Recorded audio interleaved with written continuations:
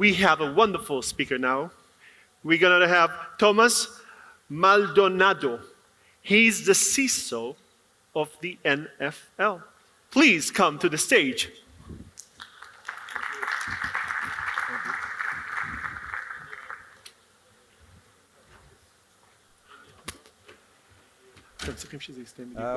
Hang on. Whoa. All right, here we go. Hey, everybody. It's good to see you all. Thank you. It's good to see you all. I hope there's some football fans here. For those who know what the football is, okay? Okay. Look, I'm here to talk to you about I don't have any slides, so there's no slides, there's no pre-canned presentation, but I do want to talk to you about a couple of topics.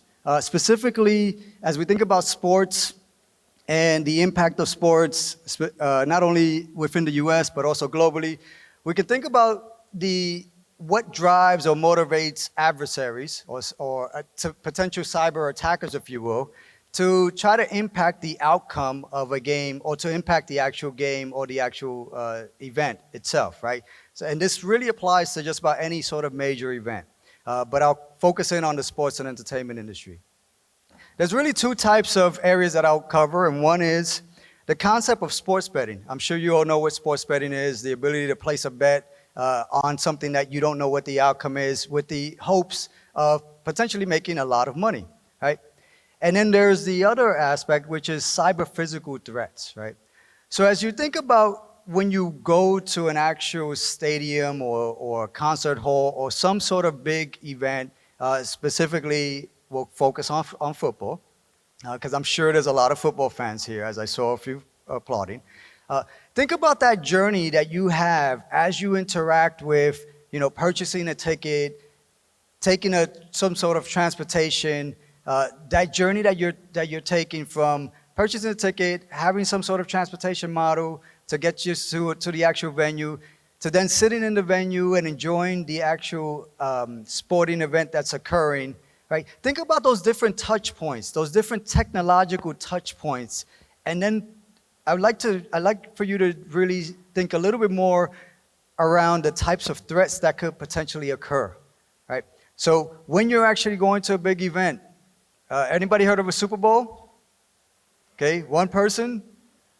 5 people? All right, maybe a few more. I know the time difference sometimes is a little difficult, but think about going to a big event, and it doesn't have to be a Super Bowl, it could be any event, it could be the Olympics, it could be some other local sporting event, but you have a large body of people gathering in a location, right? And then you think about that journey as you get to that event. You have a lot of technological touch points within that pathway before you actually get to the stadium. Where am I going with this? You have law enforcement signs, or what we call wayfinders from a law enforcement standpoint, as well as to when you get into the actual venue. All of those technological touch points are potential areas for an adversary to try to hack or modify or change information, right? That could also changing the information could leave you in a location where you could, where something bad could occur, right? Think about from a sports betting standpoint. Remember I mentioned sports betting. A lot of adversaries are trying to impact the outcome of a game. Some are fanatics, right? They want the outcome of a game to be changed because of the individual the team that's playing. They probably want a different team. But some are more likely to impact the outcome of a game, specifically for a wager that they've placed.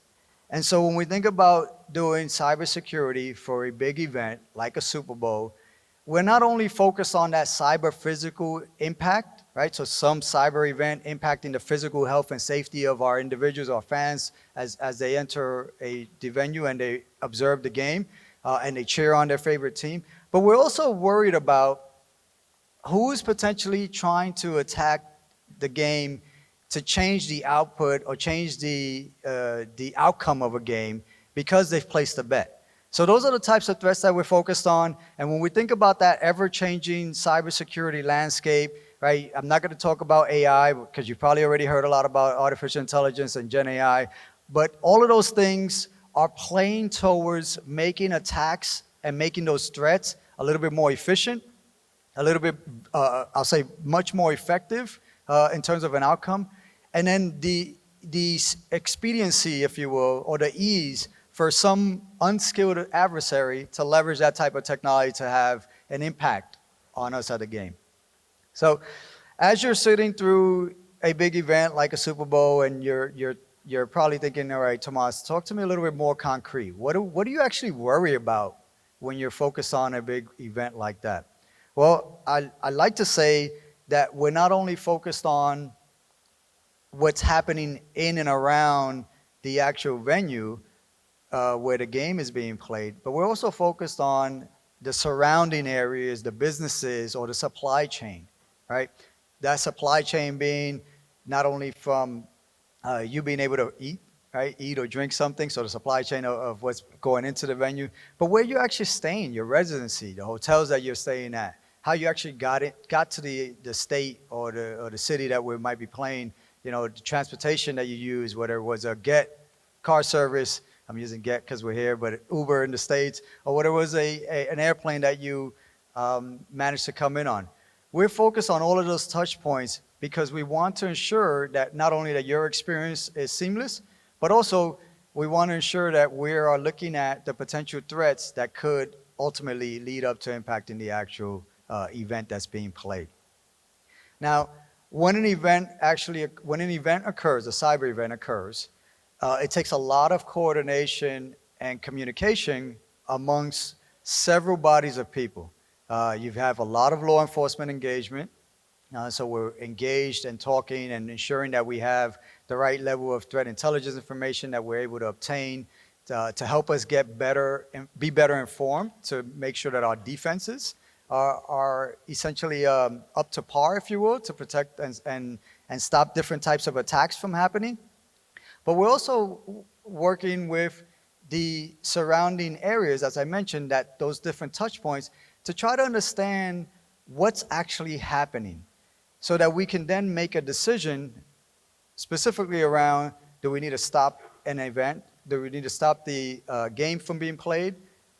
Or do we need to take an ulterior action on the actual adversary that's trying to attack the venue? Types of threats that we see, you can imagine there's probably, there's probably several folks that might want to actually enter a venue, so you see a lot of phishing attacks from people trying to steal tickets. I'm sure you could imagine that. The ticket price is a little expensive. From more advanced types of threats and attacks, not only from within the country where we operate and play, but also overseas, international.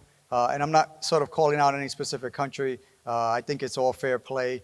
But it's really focused on trying to really impact those two things that I mentioned in the beginning, right? That sports betting and then that cyber physical type of attack. Now, usually I take questions. I don't think this is a sort of Q&A type of forum. But I would like to say a few other things that are from common questions that I receive around securing a big event. And it's one of the ones that may be obvious to you, but is, or not so obvious, but it's, do I get to watch the game? Well, I can tell you I've seen maybe 5 minutes of an actual game, and the reason for that is because I'm very focused on ensuring that the safety and security of our fans and the people that are entering our venue is of the utmost importance. So I'm usually not focused on watching what's happening on the field. So I don't know who won the game. I don't usually know who won the game. I may have not seen the halftime show because that's not really what I'm focused in on. But I am very laser focused on the types of threats that we're trying to block and defend against. The other question that I usually get is, actually, the other question I usually get is, Tomas, give me a little bit more information about what should we worry about in a venue. And I'll give you an example, right? You came here, and I have a few minutes, so I'll give you an example. You came into this venue. Did anybody stop to notice, were there HVAC systems, elevators, there's no elevators, but the HVAC systems, the lighting systems, or the cameras? Did anybody stop and say, hey, is that secure? Am I going to sit in this auditorium and listen to these people who speak to me? Is this location secure? You probably didn't. But those are the things that we try to make sure that it's seamless as you enter a location so that you don't have to worry about those types of things, right? Those types of things being the lights shut off, or it gets really hot in here, or the sprinkler system might go on and you get all wet and it impacts your devices. Those are the types of things that we end up focusing in on. And I'll give you a funny story. For any I'm not going to ask any fans. Actually, you applauded. What team is yours? What's your team? Do you have a football team that you like? Patriots? Broncos? All right, they haven't won in a long time. They haven't been to the Super Bowl in a long time. But it's a year. The Patriots, they won a lot of Super Bowls. Well, I was gonna give you a story. So related to the Patriots, Tom Brady, right? Tom Brady played for the Bucks, not the Patriots, but when he played for the Bucks, and he was in this. So in that game, in that Bucks stadium, you think about what are the types of technology that manage the location. And one quick example is the field and what waters the field, if you will. So I remember walking around talking to the facilities people and asking questions like, how do you water the grass? How do you keep it wet? And they're like, oh, we have this application that we use on our smartphone, and we turn that on to water the field. I'm like, wow, that's really awesome. Are you going to use that application during the game? No, we don't have a reason to do that because, we'll water the grass before the game starts. I was like, we should probably shut off that application. Why should we shut off that application? Anybody can tell me why should we shut off that application?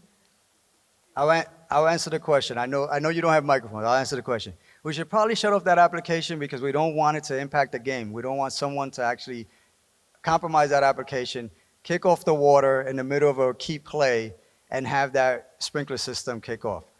So just to wrap up, sports betting, cyber physical threats, very apparent. As you enter into venues, always think about how the venue actually focus on securing the operating technology, the IoT for the actual location.